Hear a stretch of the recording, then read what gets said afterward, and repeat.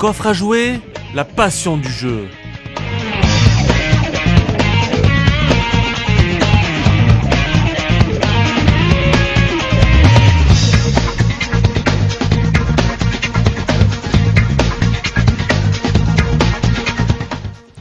Bonjour à tous très chers auditeurs de RCF Alpes-Provence et bienvenue dans ce premier volet de cette nouvelle émission Coffre à jouer. Et oui, jouer ER, c'est un jeu de mots parce que dans cette émission, on va parler de jeux vidéo. Et oui, on parle de jeux vidéo sur RCF, mais on parle de tout ici. Mais les jeux vidéo, c'est loin d'être si banal que ça en a l'air. Ben oui, pour moi, c'est comme si on regardait un film ou lire un livre sauf que vous êtes le héros. Je ne suis pas trop joueur en ligne, ça peut m'arriver de jouer de temps en temps, mais moi ce qui m'intéresse, c'est des jeux auxquels il y a un scénario, un univers qui fait rêver, et des personnages qu'on va considérer comme nos amis. C'est ça pour moi qui est le plus intéressant dans un jeu vidéo, et c'est ce que je veux vous partager dans cette émission. Je sais que parmi vous, il y a des non-joueurs, et je sais que ce n'est pas facile de comprendre des joueurs quand on ne l'est pas, car nos vocabulaires sont spéciaux. Mais rassurez-vous, mon but, c'est de vous raconter l'histoire, l'univers des jeux, ainsi que tout ce qu'on peut y faire, de façon simple et sans prise de tête. On ouvre le bal avec un jeu qui fait fureur en ce moment, un des jeux les plus populaires du moment, qui fait grand débat, et moi j'attendais avec impatience car je suis fan de western, et j'avais adoré le premier volet, il s'agit bien de Red Dead Redemption 2. This whole thing is pretty much done. We're more ghosts than people. Red Dead Redemption 2 est le dernier jeu du studio Rockstar Games sorti le 26 octobre 2018 sur PlayStation 4 et Xbox One. C'est pour les 18 ans et plus, et pour se mettre dans le bain, écoutons la bande-annonce du jeu. Je précise que les voix sont en anglais, donc désolé pour les non-bilingues comme moi.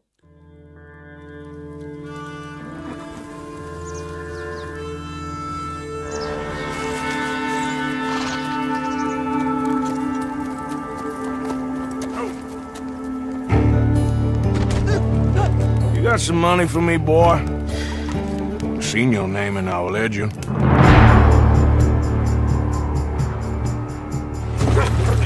You're a wanted man, Mr. Morgan. Maybe when your mother's finished mourning your father, I'll keep her in black on your behalf.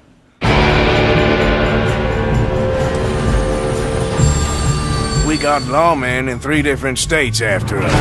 They chased us from the west, they chased us over the mountains. Open that gun! We'll need an extra gun. This place ain't no such thing as civilized.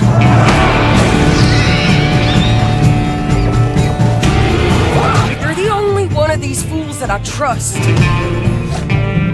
Where's our money? Do you have my bag? Always, Dutch.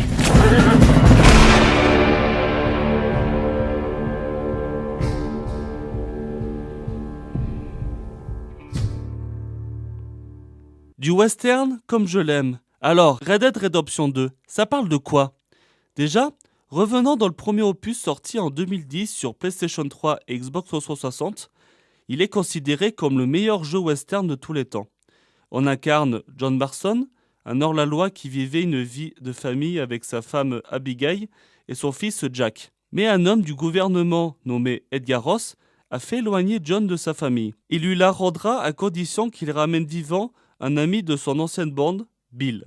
Une bande qui était faite pour voler aux riches et donner aux pauvres. Ça ne vous rappelle pas quelque chose ? Et c'est de ça que va raconter le deuxième opus. Comment la bande en est arrivée là ?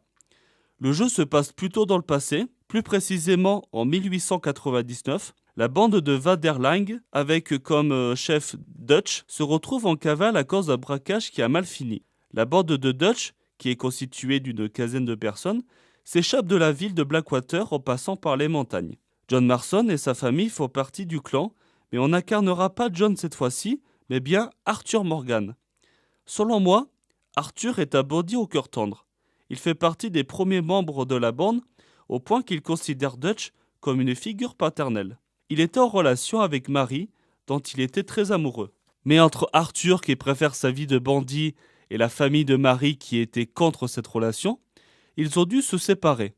Plus tard, Arthur eut une relation avec une serveuse du nom de Elisa et eurent un enfant, Isaac. Il allait leur rendre visite tous les 2 mois, mais pour la dernière fois, il comprit que sa femme et son enfant se sont fait tuer par des bandits pour seulement $10.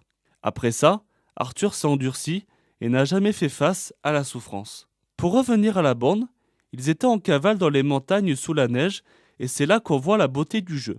Mais j'y reviendrai. Quelques jours plus tard, ils quittent la montagne pour se retrouver près de la ville de Valentine où ils posèrent leur campement à proximité. Dans le jeu, on a une vie de camp. On peut y dormir, manger, danser, parler à ses camarades, jouer au poker et surtout, dans le camp, il y a une cagnotte où chacun doit donner un don pour la vie commune du clan, ce qui permet d'avoir de l'amélioration pour des trucs du camp plus ou moins utiles. Parlons un peu des personnages. On a Dutch, le chef de la bande, idéaliste, anarchiste, charismatique, expérimenté. John et sa famille, Hosea, le meilleur ami de Dutch et roi de l'escroquerie.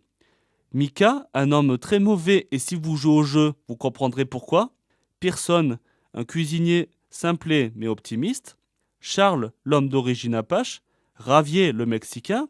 Lenny, le beau pote d'Arthur. Et bien d'autres. Mais du côté des femmes, on a Molly, la fille originaire de Dublin. Suzanne, l'administrative de la bande. Mais une que j'apprécie beaucoup, c'est Sadie, une veuve qui cherche à tout prix à se venger de la mort de son mari. D'ailleurs, elle ne veut pas juste rester au camp à couper des légumes.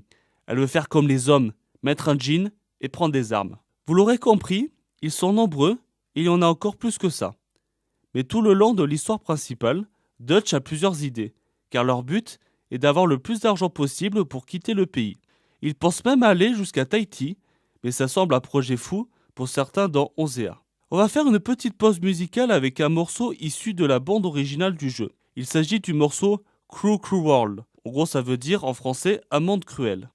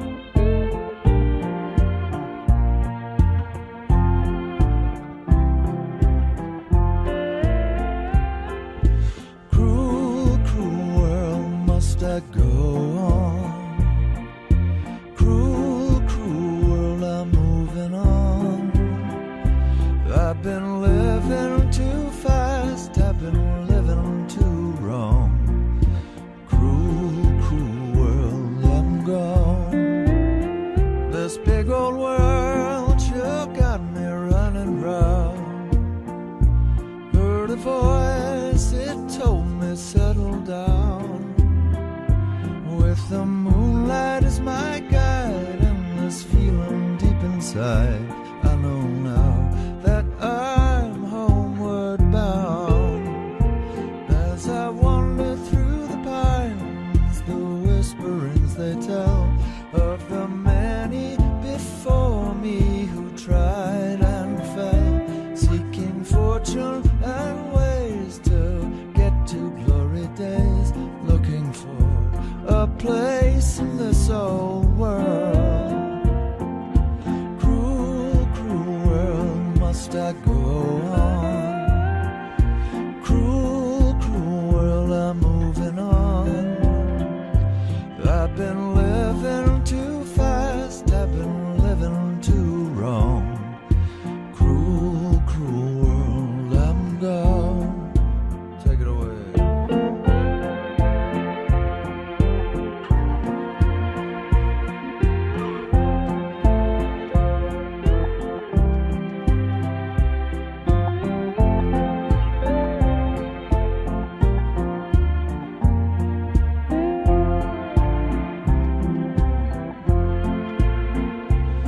Desert road, desert plain, I have seen so much pain. Now I see into the eyes of a girl. No more cruel world. On a dusty trail I saw a vapor light. Was it mirage? Don't know, but it seemed right. I felt mission, I felt trust. I knew then that I must go to her, away from this cruel world. Cruel, cruel world, must I go on? Cruel, cruel world, I'm moving on. I've been living too fast, I've been living too wrong. Cruel, cruel world, I'm gone. Cruel, cruel world, I'm gone. Voilà pour le scénario. Je ne vous raconte pas la suite car je ne veux pas spoiler pour ceux d'entre vous qui aimeraient y jouer. Parlons maintenant de ce qu'on peut faire dans le jeu. Le jeu est un monde ouvert, c'est-à-dire qu'on a une carte très grande et donc on peut se balader n'importe où dans la carte. On peut dire une chose, c'est que le jeu est beau, mais vraiment très beau. Le contraste entre le soleil près des arbres, l'herbe, l'eau, la neige et les mouvements de personnages, je crois bien que c'est l'un des jeux les plus beaux de la nouvelle génération de consoles. On passe également beaucoup de temps à cheval à galoper dans des plaines pour aller d'un point A à un point B. On rencontrera plusieurs situations sur la route comme des prisonniers qui s'échappent, un vieil homme nomade qui demande une pièce, une diligence qui se fait braquer, une embuscade qui vous fera tomber de votre cheval, et même une fois, je me promène et je rencontre un homme qui s'est fait piquer par une vipère. « S'il vous plaît, monsieur, je me suis fait mordre. Vous pouvez m'aider ?» Bien sûr, tu es libre de vouloir l'aider ou de le laisser mourir. Vu que je suis quelqu'un de très gentil, j'ai décidé de l'aider, en suçant sa plaie et en recrachant directement après. Le monsieur me remercie. « Oh, merci beaucoup, je vous dois une fière chandelle !» Et ce qui est génial, c'est que le monsieur me retrouve plus tard dans le jeu et me remercie en me disant « Hé, vous vous souvenez de moi ? Vous m'avez sauvé la vie. Ah oui, c'est vrai, c'est toi. Écoutez, pour vous remercier, allez dans cette armurerie, prenez ce que vous voulez et dites que c'est à mon nom. » Un jeu très vivant donc. Faut dire aussi que le jeu cherche à être réaliste. On peut avoir plusieurs vêtements et suivant où se situe, vous aurez chaud ou froid. Donc il faudra mettre des vêtements chauds ou plus légers. Arthur se déplace assez lourdement comme une personne existante, ce qui a tendance à énerver beaucoup car ça donne beaucoup de lourdeur au rythme du jeu. En parlant de rythme, parfois au début de la mission, on doit suivre la bande du camp jusqu'au lieu de la mission. On a droit à plusieurs minutes de trajet en galopant au même rythme de vos camarades. Et à écouter, voire lire les sous-titres qui sont en français, ça peut casser le rythme de jeu pour certains, mais ça permet de bien comprendre ce qu'il se passe. On peut faire plein de trucs aussi, comme on peut se raser, on peut manger, prendre un bain. Quand on siffle son cheval, suivant où il est, il peut mettre beaucoup de temps à arriver, contrairement à certains jeux où tu siffles et le cheval se téléporte près de toi. Si jamais tu as le malheur d'avoir laissé ton cheval à plusieurs miles de ta position, il ne viendra pas en sifflant. Il va donc falloir que vous regardez sur votre carte, voir où il est, et soit vous continuez sans votre cheval, ou bien pour le récupérer, prenez des trains ou une diligence vers la ville la plus proche de sa position. Une fois, je suis monté dans un train sans payer, et j'ai sauté du train après vers la destination de mon cheval. Ça faisait mal. Beaucoup ne supportent pas le côté lent. Un jeu où il faut prendre son temps à faire des kilomètres à cheval, à prendre soin de ses armes, de son cheval, camper, faire la nourriture, ramasser du crottin, traire les vaches, etc. Les gens trouvent ça ennuyeux comme la pluie. Il y en a même un qui dit que c'est mauvais de devoir s'occuper d'un troupeau de moutons. Mais mec, c'est un jeu de cow-boy. Bien sûr qu'à l'époque, ils s'occupaient de ça. Et puis les westerns, à ce qu'on sait, ça a souvent été très lent. Personnellement, je trouve ce côté lent très sympa. Prendre le temps dans un jeu et profiter de nombreuses options, ça ne me dérange pas. Au contraire, je rêvais de ça dans un jeu il y a fort longtemps. Tenez, vu qu'on parle de cheval, je m'étais acheté un cheval que j'ai appelé Pomme. Ben oui, certains l'appellent Petit Tonnerre, certains l'appellent Tempête ou encore Foudre, mais moi je l'appelle Pomme, parce que c'est classe. Et puis aussi parce qu'il aime manger des pommes. J'ai fait toute mon aventure avec lui, même si ça m'a donné l'arme à l'œil à certains moments. Vers la fin du jeu, on doit monter un cheval qui n'est pas le nôtre et un enfant doit nous suivre. Le type donne à l'enfant un poney. Et quand je le vois, il a exactement la même taille que Pomme. Mais ça veut dire quoi? Pomme, c'est un poney? J'ai chevauché un poney depuis le début du jeu. Je me disais bien que le cheval était petit contrairement aux chevaux de mes camarades. Mais quand même, Pomme, c'est un poney. Oh mon Dieu. Bon, faut préciser aussi que tu peux lier une relation avec ton cheval. Plus tu es proche de lui, et mieux il sera fidèle. Vous devez lui donner à manger, le brosser, lui enlever sa selle et l'attacher à des poteaux pendant que vous faites vos courses. Bon, assez parlé de cheval. On va faire une autre pause musicale avec une autre musique du jeu. Le morceau s'appelle House Building.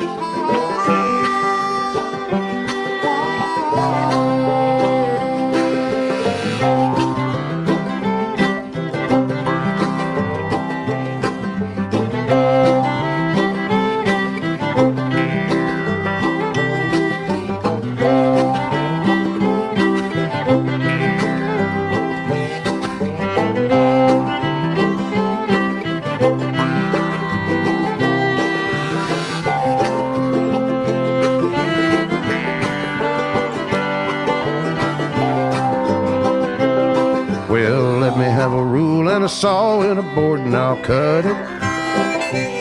I'll climb up a ladder with a hammer and a nail and I'll nail it. Well, we worked so hard to build a little house together. In the snow or the rain or the ice cold wind, whenever. No matter what the weather, we're together.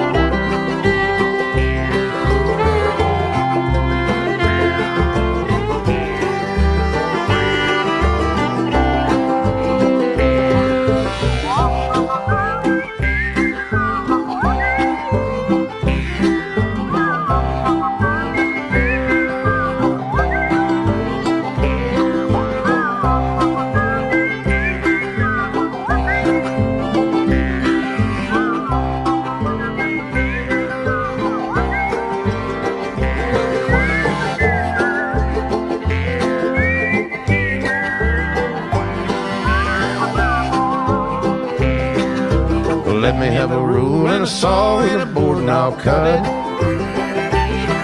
Climb up a ladder with a hammer and a nail and I'll nail it.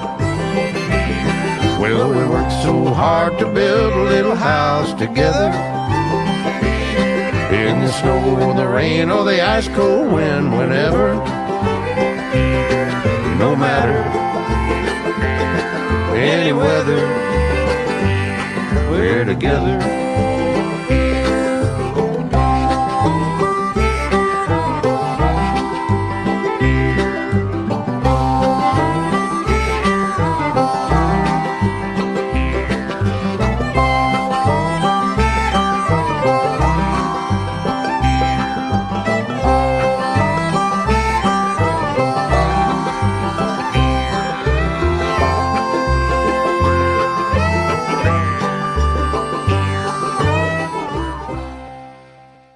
Il y a aussi un autre truc qui m'a marqué, c'est que quand je suis arrivé dans la ville de Saint-Denis, non, pas Saint-Denis en région parisienne, Saint-Denis, la grosse métropole du jeu, et j'ai détesté cette ville. Tu es là avec ton cheval, toi qui as l'habitude de galoper dans des grandes plaines où il y a beaucoup d'espace, et là, en ville, tu galopes et tu te prends un piéton qui est passé là par hasard, ou le tram, ou un poteau qui me fait la chute du siècle. Mince quoi, Arthur dit lui-même qu'il n'aime pas ce genre d'endroit et je le comprends. Cependant, on peut faire plein de trucs en ville comme acheter des vêtements, prendre une chambre d'hôtel au saloon, prendre un bain, aller chez le coiffeur, aller au photographe et même aller au théâtre. On assiste à de vrais spectacles où on peut réagir positivement ou négativement. Dire qu'il y a de vrais acteurs qui ont fait de ces spectacles pour les inclure dans le jeu. Un vrai simulateur de vie ce jeu. Je pourrais parler longtemps de ce jeu, mais l'heure tourne et j'ai plus beaucoup trop de temps. Je voudrais rajouter que le jeu a eu 4 prix dans les Game Awards 2018, en gros les Oscars des jeux vidéo. Meilleure performance d'acteur pour Roger Clark, la voix d'Arthur Morgan. Prix du meilleur design audio. Alors, le design audio, c'est tout ce qui est bruitage, son, ambiance, ça n'a rien à voir avec la musique. Prix de la meilleure musique et prix du meilleur récit.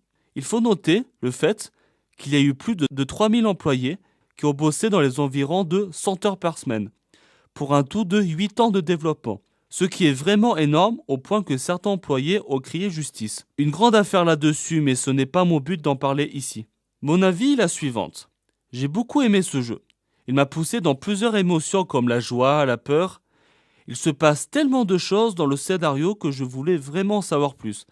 Certaines situations comme les retrouvailles avec Marie m'ont mis beaucoup d'émotions au point que dans ce jeu, on reçoit du courrier régulièrement venant de sa part et je voulais vraiment savoir ce qu'elle disait à Arthur pour en savoir plus.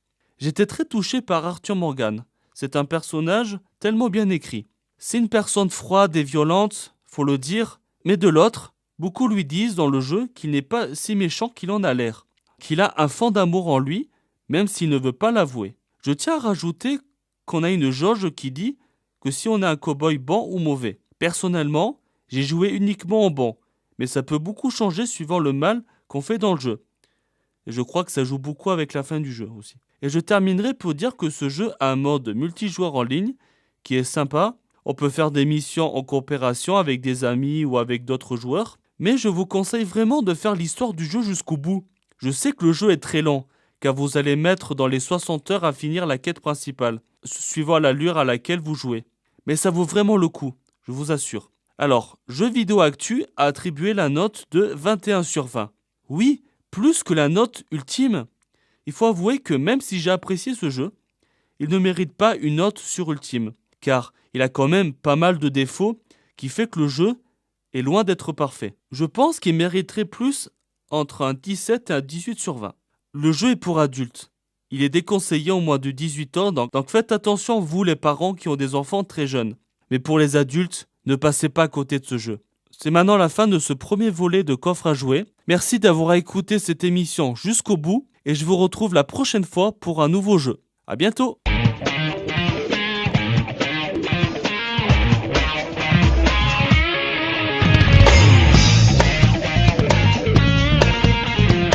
Le coffre à jouer, la passion du jeu.